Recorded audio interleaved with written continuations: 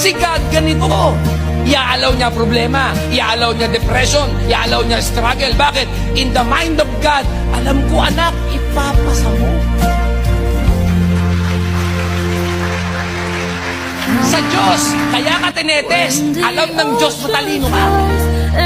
At itong maganda sa Diyos, pag hindi mo kayang ipasa, sabi ng 1 Corinthians, tayo daw po'y natutukso, dumadaan sa uri ng pagsubok. Pero pag hindi mo na alam kung saan lalabas, siya daw po'y magpuprovide ng pinto palabas. Ganun kabuti ang Diyos. Kung sa palagay mo hindi ka papasa, ang gagawin ng Diyos, magbubukas siya ng pinto para pumasa.